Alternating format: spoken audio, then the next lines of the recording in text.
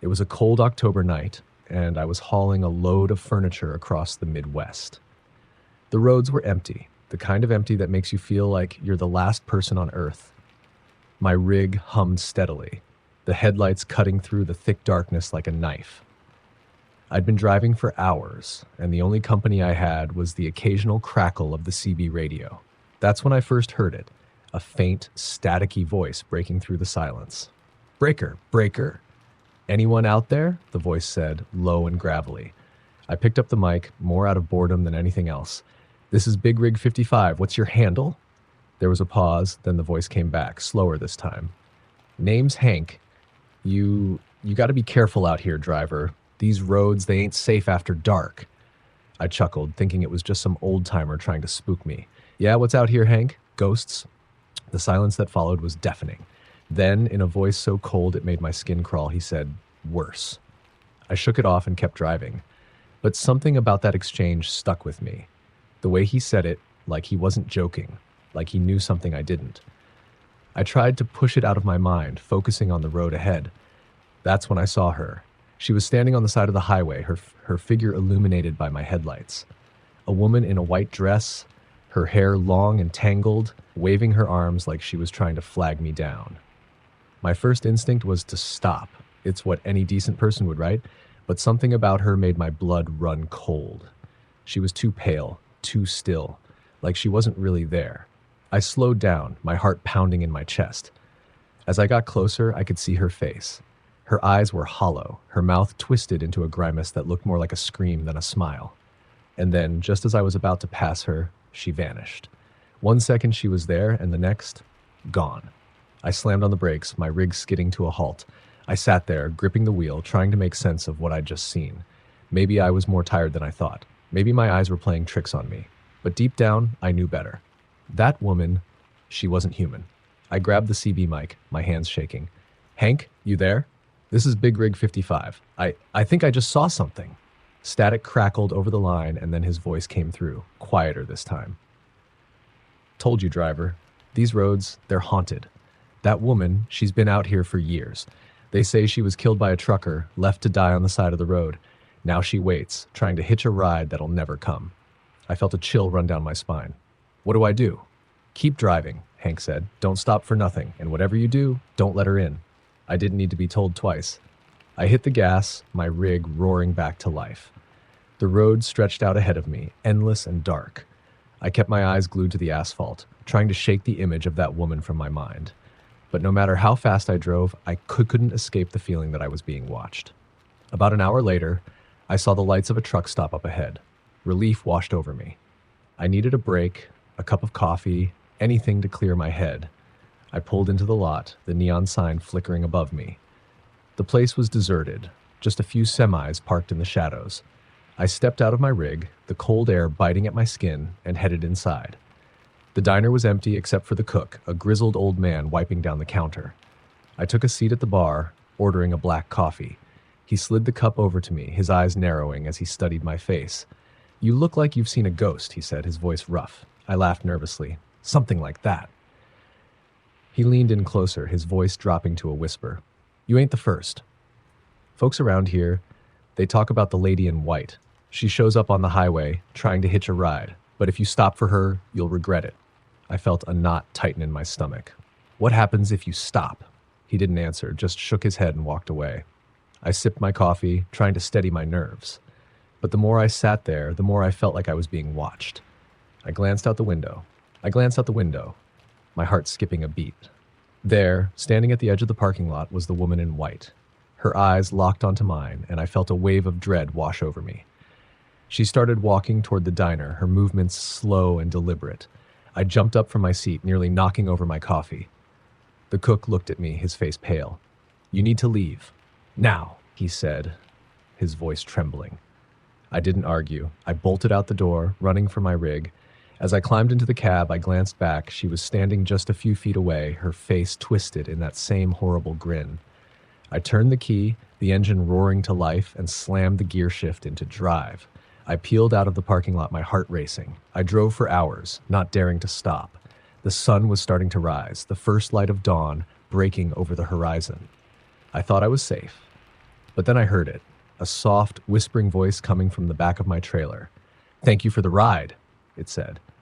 I froze, my hands gripping the wheel. The voice was faint, but unmistakable. It was her.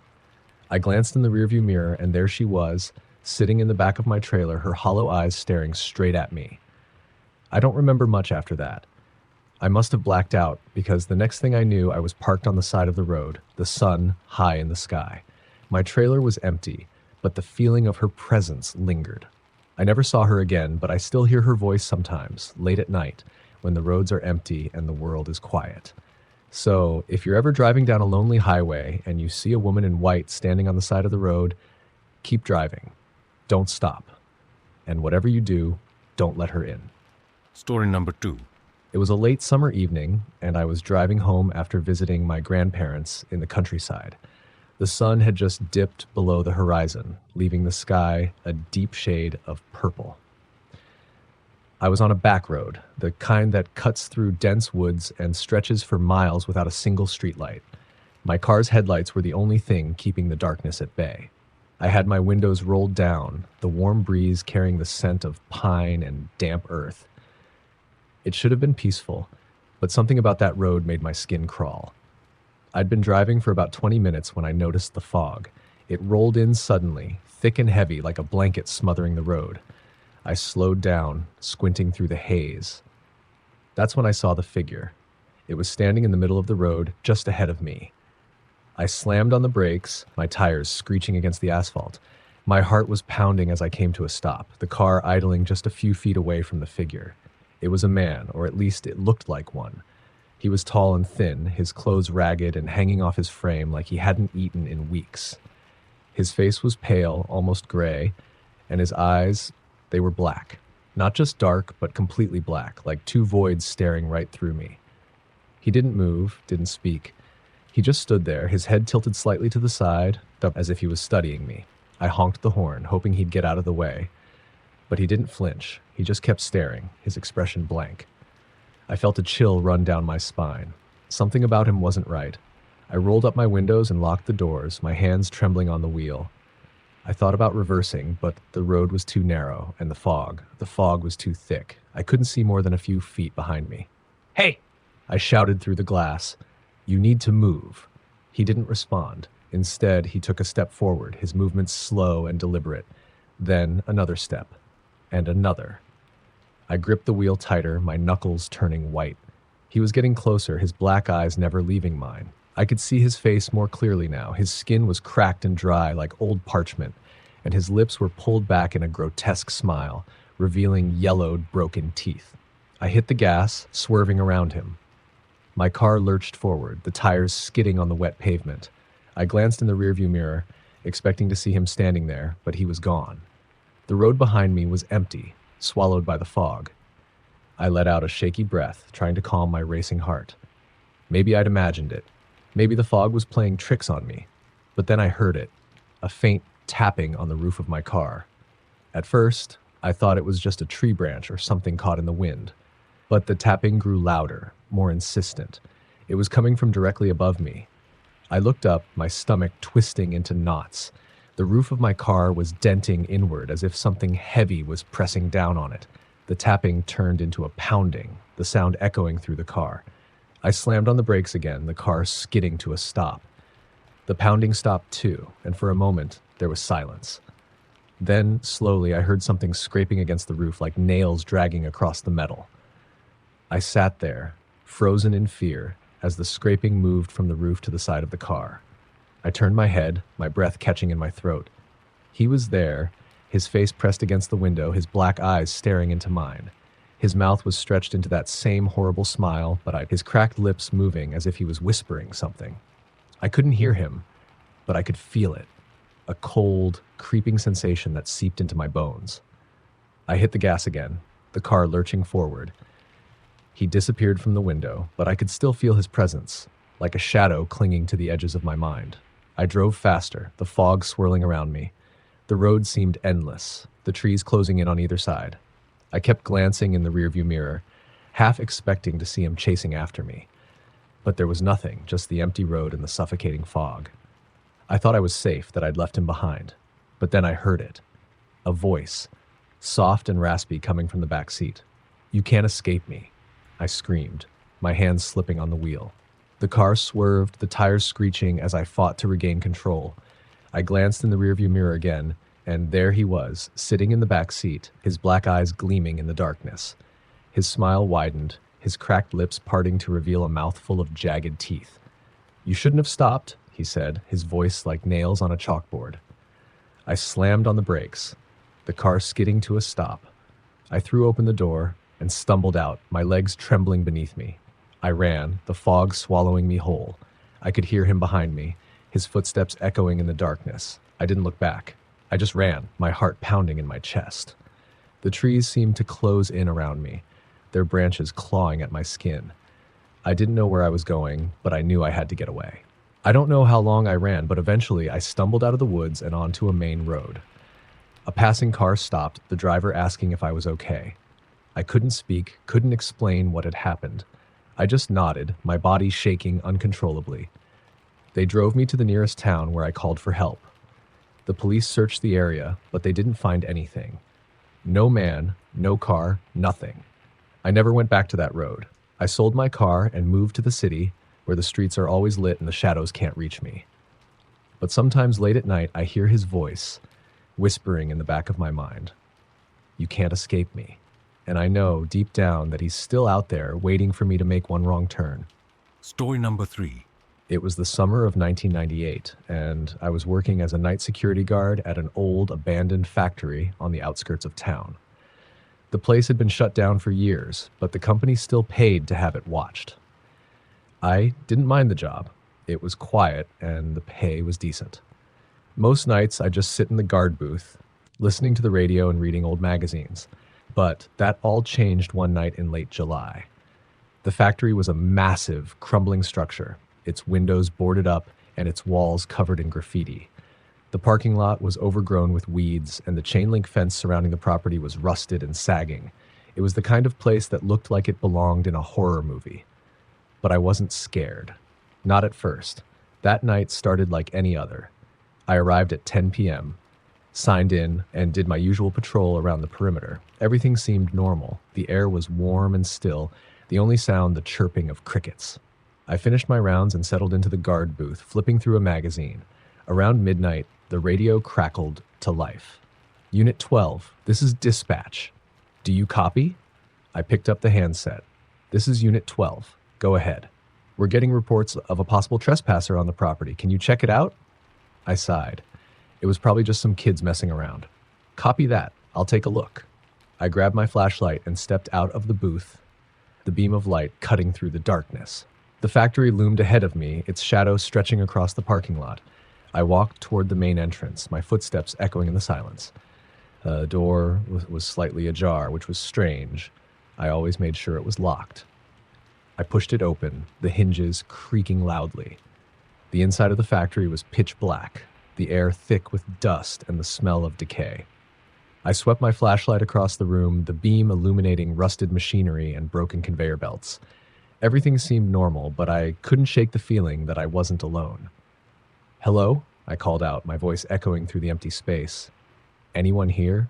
There was no response, just the sound of my own breathing. I was about to leave when I heard it, a faint, metallic clanging coming from deeper inside the factory. I froze, my heart pounding in my chest. The sound came again, louder this time, like someone was banging on a pipe. I followed the noise, my flashlight trembling in my hand. The factory was a maze of corridors and rooms, and I quickly lost track of where I was.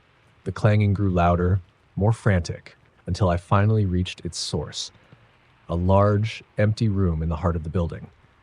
The sound stopped as soon as I stepped inside, the silence pressing down on me like a weight.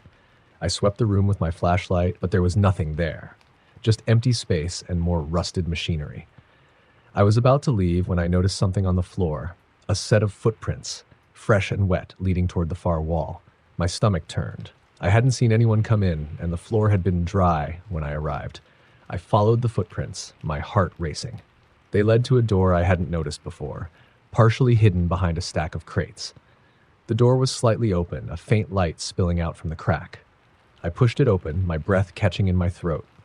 The room was small and dimly lit, the walls covered in strange symbols and drawings. In the center of the room was a chair, and sitting in that chair was a man. He was slumped forward, his head hanging limply. I stepped closer, my flashlight shaking in my hand. That's when I realized he wasn't just sitting there. He was tied to the chair, his wrists bound with thick rope. "Hey!" I shouted, rushing toward him. "Are you okay?" I reached out to shake him, but as soon as my hand touched his shoulder, his head snapped up. His eyes were wide and bloodshot, his mouth twisted into a grotesque smile. He started laughing, a high-pitched, manic sound that sent chills down my spine. "You shouldn't have come here," he said, his voice guttural and unnatural. I stumbled back, nearly dropping my flashlight. The man's laughter grew louder, echoing through the room. I turned to run, but the door slammed shut behind me. I grabbed the handle, twisting it frantically, but it wouldn't budge. The laughter grew louder, more distorted, until it didn't even sound human anymore. I turned back to the man, but he was gone. The chair was empty, the ropes lying in a heap on the floor. The room was silent, the air thick with tension. I shone my flashlight around, searching for any sign of him, but there was nothing. Just the symbols on the walls, glowing faintly in the dim light. And then I heard it, a whisper. So faint I almost didn't catch it.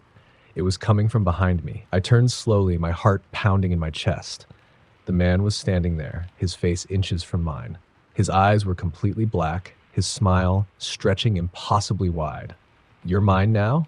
he said, his voice a low growl. I screamed, swinging my flashlight at him. It passed right through him, as if he wasn't even there. He laughed again, the sound reverberating through the room. I dropped the flashlight and ran for the door, throwing my shoulder against it with all my strength. It burst open, and I stumbled out into the corridor. I didn't stop running until I was outside, the cool night air hitting me like a slap. I collapsed on the ground, gasping for breath. My hands were shaking, my clothes soaked with sweat. I looked back at the factory, its dark silhouette looming against the night sky. The door was closed, the building silent and still. I never went back inside. I quit my job the next day and moved to a different town. But I still have nightmares about that night, about the man with the black eyes and the twisted smile, and sometimes when I'm alone in the dark, I hear his voice, whispering in my ear, "You're mine now." Story number 4. It was the fall of 2005, and I was a college student living in an old off-campus apartment. The building was a crumbling brick structure that had been standing since the 1920s, and it had the kind of charm that only comes with age: creaky floors, drafty windows, and a history that no one really talked about. My unit was on the 3rd floor, at the end of a long, dimly lit hallway. It wasn't much, but it was cheap, and it was mine. At least, that's what I thought. The first few weeks were uneventful. I spent most of my time studying or hanging out with friends, and the apartment felt like a sanctuary. But then, things started to change. It was small things at first: a faint tapping on the window at night, the sound of footsteps in the hallway when no one was there, the feeling of being watched when I was alone. I told myself it was just my imagination, the result of too much caffeine and not enough sleep. But deep down, I knew something wasn't right. One night, I was sitting at my desk working on a paper when I heard it, a soft, rhythmic knocking coming from the wall behind me. It was faint, almost like someone was tapping their fingernails against the plaster. I froze, my pen hovering above the page. The knocking stopped, and for a moment there was silence. Then it started again, louder this time, more insistent. "Hello?" I called out, my voice trembling. "Is someone there?" There was no response, just the knocking. I stood up and pressed my ear against the wall, trying to figure out where it was coming from. The sound seemed to move, shifting from one spot to another, as if whatever was making it was crawling along the other side. My heart was pounding in my chest, my breath coming in short, shallow gasps. I grabbed my phone and called my friend Sarah, who lived in the building next door. She answered on the second ring, her voice groggy with sleep. "Hey, it's me," I said, trying to keep my voice steady. "Can you come over? Something weird is happening." "What's wrong?" she asked, concern creeping into her voice. "I don't know, just please come over."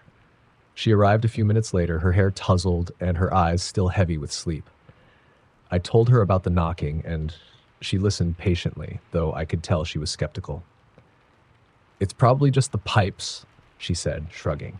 Old buildings like this make all kinds of weird noises. I wanted to believe her, but I couldn't shake the feeling that it was something more. We sat in the living room, talking quietly, when the knocking started again. This time it was louder, more aggressive, like someone was pounding on the wall with their fists. Sarah's eyes widened, and she grabbed my arm. "What the hell is that?" she whispered. I shook my head, my throat too tight to speak. The knocking grew louder, more frantic, until it felt like the whole wall was shaking, and then, just as suddenly as it started, it stopped. The room was silent, the air thick with tension. "We need to get out of here," Sarah said, her voice trembling. I nodded, grabbing my keys and following her out the door. We spent the night at her place, but neither of us slept much. The next morning, we went back to my apartment, determined to figure out what was going on. The knocking had stopped, but the feeling of unease lingered. I decided to do some research on the building, hoping to find some explanation for what I'd experienced. What I discovered made my blood run cold. The building had a dark history. Decades ago, a young woman had gone missing from my unit. She was never found, and the case was eventually closed. But rumors persisted that she had been murdered, her body hidden somewhere in the building. I didn't know what to do. I couldn't afford to move, and I didn't want to give up my apartment. But the knocking kept coming back, always at night, always from the same wall. I started to dread going home, to the point where I would stay out as late as possible just to avoid being alone. One night, I came home late after a study session at the library. The apartment was dark and quiet, and I was exhausted. I collapsed onto the couch, too tired to even turn on the lights. That's when I heard it, a soft, whispering voice coming from the wall. "Help me." I sat up, my heart racing. The voice was faint, almost inaudible, but it was there. I pressed my ear against the wall, trying to hear more. "Please, help me."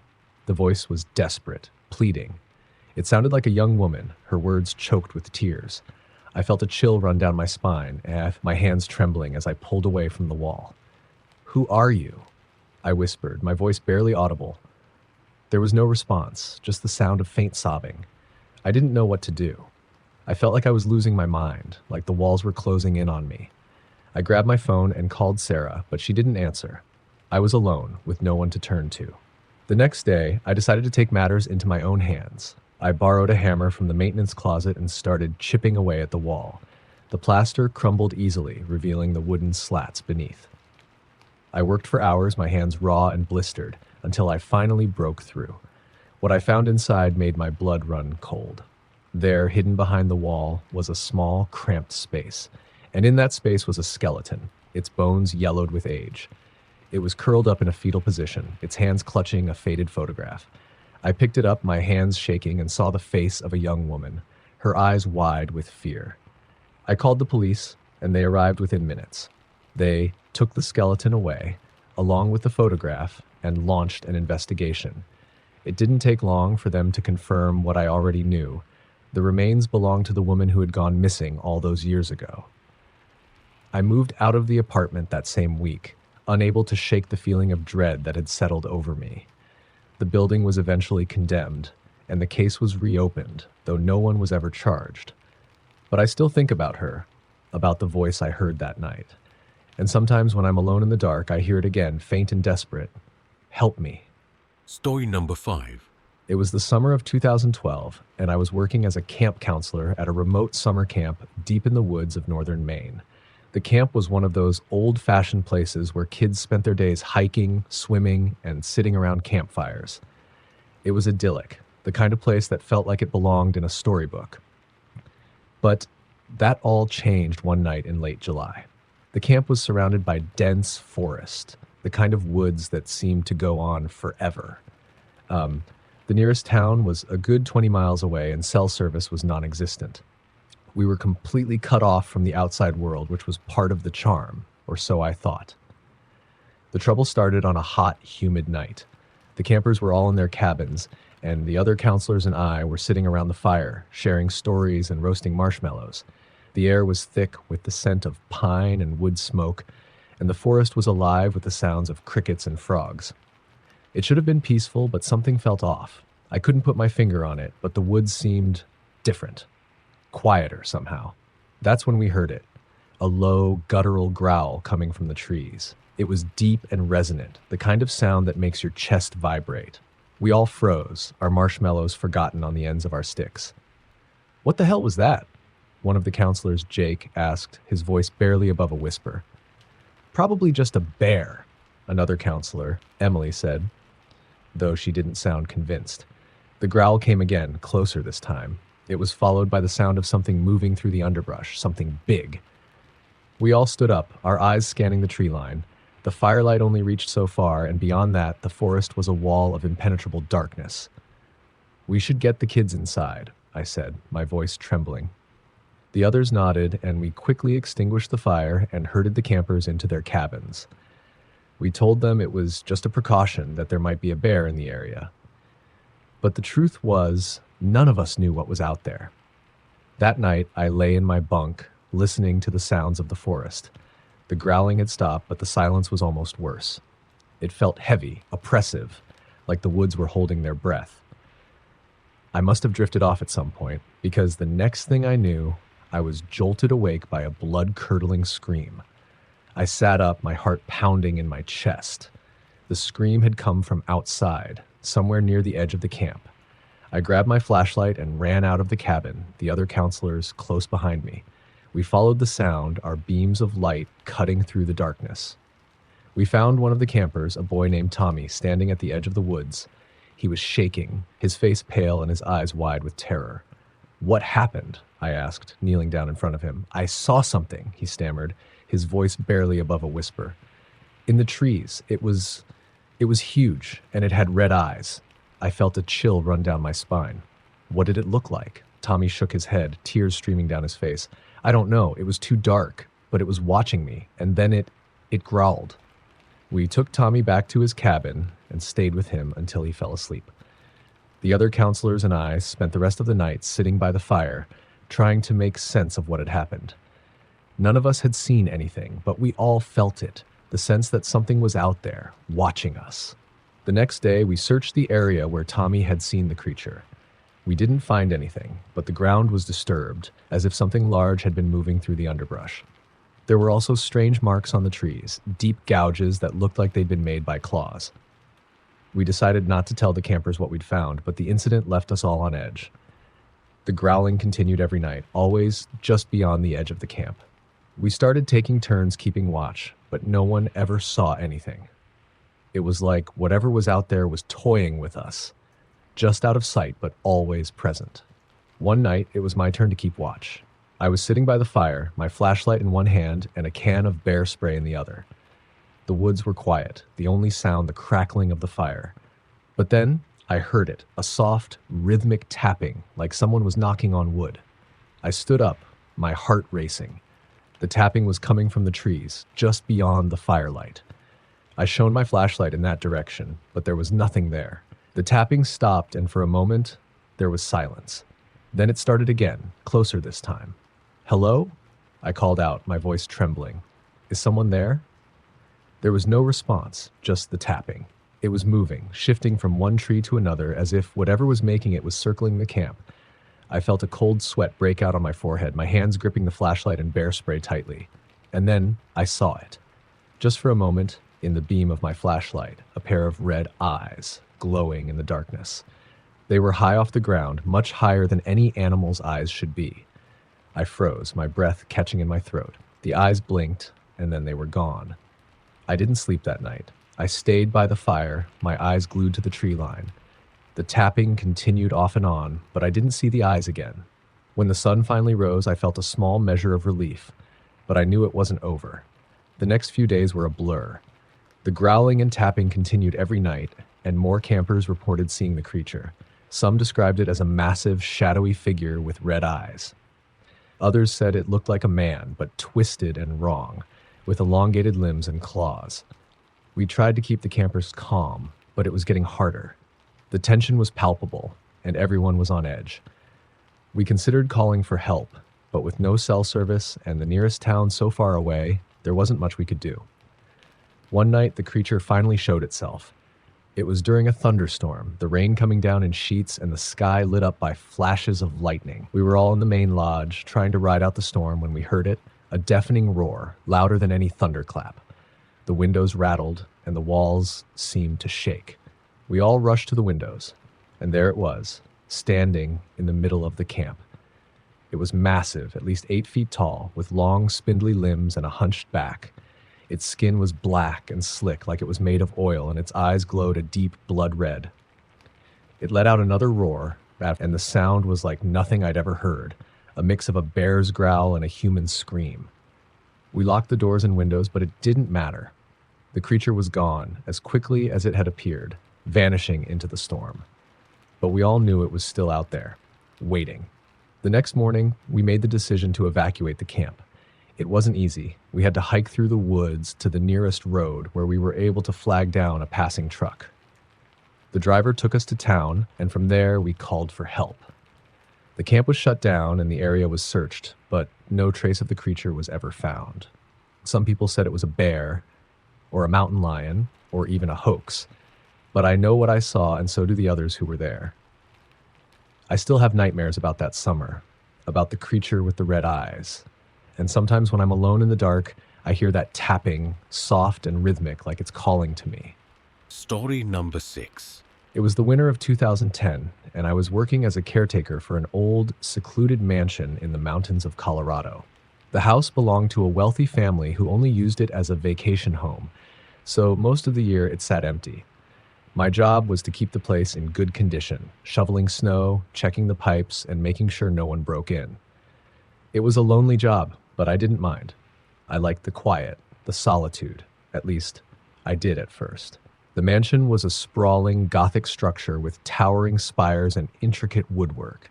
It was beautiful, but it had an eerie quality to it, like it was watching you. The interior was just as imposing, with dark wood paneling, heavy velvet drapes, and a grand staircase that creaked with every step. The family had left most of their belongings behind: old portraits, antique furniture, and shelves lined with dusty books. It felt like stepping back in time. The first few weeks were uneventful. I spent my days cleaning and doing minor repairs, and my nights reading by the fire. But then, things started to change. It was small things at first: a door creaking open on its own, a faint whispering in the halls, the feeling of being watched when I was alone. I told myself it was just the house settling, or the wind playing tricks on me. But deep down, I knew something wasn't right. One night, I was sitting in the library, reading by the light of a single lamp. The fire was crackling in the hearth, and the room was warm and cozy. But then, I heard it. A soft, rhythmic tapping coming from the ceiling. It was faint at first, like someone was gently knocking on the floor above me. I looked up, my heart skipping a beat. The tapping grew louder, more insistent, until it sounded like someone was stomping their feet. "Hello?" I called out, my voice trembling. "Is someone there?" There was no response, just the tapping. I stood up, my book falling to the floor, and grabbed the fireplace poker. I crept out of the library and up the grand staircase, my footsteps echoing in the silence. The tapping was coming from the 3rd floor, a part of the house I rarely visited. The air was colder up there, and the shadows seemed deeper. I reached the top of the stairs and paused, listening. The tapping had stopped, but the silence was almost worse. I shone my flashlight down the hallway, the beam of light cutting through the darkness. The doors to the rooms were all closed, except for one at the end of the hall. It was slightly ajar, a faint light spilling out from the crack. I walked toward the door, my heart pounding in my chest. The floorboards creaked beneath my feet, the sound unnaturally loud in the silence. I reached the door and pushed it open, the hinges squeaking loudly. The room was empty, except for an old rocking chair in the corner. It was moving back and forth as if someone had just been sitting in it. I felt a chill run down my spine, my hands gripping the fireplace poker tightly. The room was cold, much colder than the rest of the house, and the air smelled faintly of mildew. I stepped inside, my flashlight sweeping across the walls. There was nothing there, just peeling wallpaper and a dusty floor.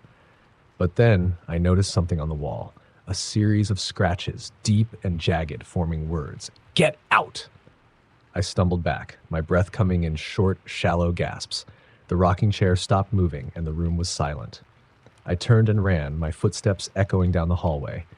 I didn't stop until I was back in the library, the fire still crackling in the hearth. I locked the door and sat by the fire, my hands trembling. The next day, I tried to convince myself it had been a dream or a trick of the light. But the scratches on the wall were real, and so was the fear that had settled deep in my chest. I decided to do some research on the house, hoping to find some explanation for what I'd experienced. What I discovered made my blood run cold. The mansion had a dark history. Decades ago, a young woman had lived there with her husband. She had been accused of witchcraft and had been driven mad by the townspeople. She had disappeared one night, and her husband had been found dead in the house, his body mutilated. The townspeople had searched for her, but she was never found. The house had been abandoned for years until the current family bought it and restored it. I didn't know what to do. I couldn't just quit my job. I needed the money. But I couldn't shake the feeling that something was in the house with me, something dark and malevolent. The tapping continued every night, always coming from the third floor. I started sleeping with the lights on, but it didn't help. I could still feel it, watching me. One night, I was woken by the sound of footsteps outside my door. They were slow and deliberate, like someone was pacing back and forth. I sat up, my heart racing. The footsteps stopped, and there was a soft knock on the door. "Who's there?" I called out, my voice trembling. There was no response, just another knock. I grabbed the fireplace poker and crept toward the door, my hands shaking. I opened it slowly, peering out into the hallway. There was no one there, just the empty corridor and the faint light of the moon streaming through the windows. I stepped out into the hallway, my flashlight in one hand and the poker in the other. The air was cold, and the shadows seemed to shift and move on their own. I walked down the hallway, my footsteps echoing in the silence. The tapping started again, coming from the third floor. I knew I shouldn't go up there, but I had to know what was happening. I reached the top of the stairs and paused, listening. The tapping was louder now, more frantic. I shone my flashlight down the hallway, the beam of light cutting through the darkness. The door at the end of the hall was open again, the faint light spilling out from the crack. I walked toward the door, my heart pounding in my chest. The floorboards creaked beneath my feet, the sound unnaturally loud in the silence. I reached the door and pushed it open, the hinges squeaking loudly. The room was empty, except for the rocking chair. It was moving back and forth, faster now, as if someone was sitting in it, rocking furiously. I felt a chill run down my spine, my hands gripping the fireplace poker tightly. The room was cold, much colder than the rest of the house, and the air smelled faintly of mildew. I stepped inside, my flashlight sweeping across the walls. The scratches were still there, but they had changed. The words were different now. "You shouldn't have come back." I stumbled back, my breath coming in short, shallow gasps. The rocking chair stopped moving, and the room was silent. I turned and ran, my footsteps echoing down the hallway. I didn't stop until I was back in the library, the fire still crackling in the hearth. I locked the door and sat by the fire, my hands trembling. The next morning, I packed my things and left the mansion. I didn't care about the job or the money. I just wanted to get as far away from that place as possible. But sometimes, late at night, I hear the tapping, soft and rhythmic, like it's calling to me. And I know deep down that the house is still there, waiting for me to come back. Story number 7. It was the fall of 2008, and I was a graduate student studying folklore at a small university in Vermont. My thesis focused on local legends, and I had spent months traveling to remote towns, interviewing locals and collecting stories. Most of them were harmless, tales of haunted bridges, ghostly hitchhikers, and cursed objects. But one story stood out, a story so chilling that it still haunts me to this day. The story came from an old man I met in a diner in a tiny town called Black Hollow. He was sitting alone in a corner booth, nursing a cup of coffee and staring out the window. I approached him, introduced myself, and asked if he knew any local legends. He looked at me with tired eyes and said, "You don't want to hear about that." But I insisted, and eventually he agreed to tell me. His voice was low and gravelly, and he spoke slowly as if every word pained him. "Back in the 50s, he began, there was a family that lived on the edge of town, the Millers. They were good people, kept to themselves. But they had a son, Jacob, who wasn't right in the head. He was different. He'd stare at you with those cold, empty eyes, and you'd feel like he was looking right through you. People said he could see things no one else could see. One night, Jacob disappeared. The Millers searched for him, but they never found him. A few weeks later, they started hearing noises, scratching at the windows, footsteps in the attic, whispers in the walls. They thought it was Jacob, that he'd come back. But then things got worse. The Millers started seeing him, or something that looked like him. It would appear in the shadows, its eyes glowing like embers. It would mimic Jacob's voice, calling out to them, begging for help. But it wasn't Jacob.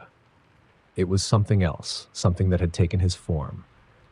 The Millers couldn't take it anymore. They left the house and never came back. The house is still there out in the woods, but no one goes near it. They say the thing that took Jacob is still there, waiting for someone to come back.